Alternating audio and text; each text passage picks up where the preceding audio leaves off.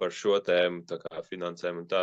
Es daudz skatījos, domājos un liekas, ka, vajag labāk, bet līdz galam nonākot, man liekas, es esmu lielā mērā paņēmis to skatījumu uz sistēmu un to salāgošanu ar mērķiem. Man liekas, ka pats varu skatīties, mēģināt un būtisks atslēgas vārds būtu mērķis, jo, ja tā mēs vēlamies daudz ko, tad tagad mēs varbūt saliekam tieši uz mērķiem un man liekas, tas ir tas, kas ir atvedis arī savā ziņā līdz šejienai, kad ir izdevies nonākt vienā mērķī, kas tajā brīdī bija sagatavoties braucienam uz Jaunzēlandu.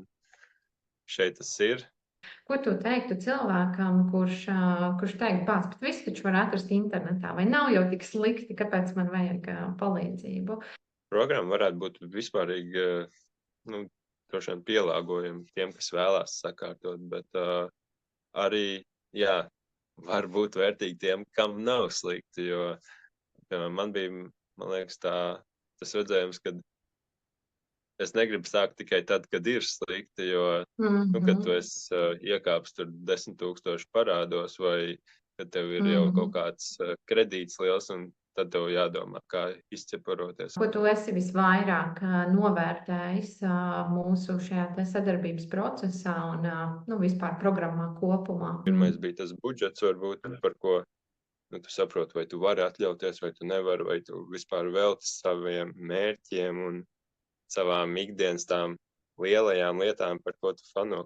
Foršākais un nozīmīgākais, kad mēs izgājām cauri 3 stundu sesijai, salikām to visu uz tādu redzamu pārskatu, ne tikai ar manām acīm, bet arī ar tevis pieredzēto, kā saka, tam, kam tu esi izgājis cauri. Trešā, man liekas, tāds lielāks bloks, es raksturot, kad tas būtu tāds tā plānošana, kas ir uz priekšu un iespējams netik ļoti pievērst uzmanību ikdienas katram tēriņam, jo tā konta sistēma, sākot viņu lietot, ir tā kā bišķiņi atvieglojas viss arī no šī kursa.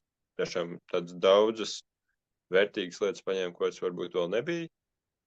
Kaut kur varbūt bija dzirdēts, bet tas tā kā netika izmantots un kaut kas pat pilnīgi nebija dzirdēts. Tāda pārliecība ir, kad tu vari uzkrāt, tev sanāk daudz, tu vari atvēlēt savām vēlmēm pietiekami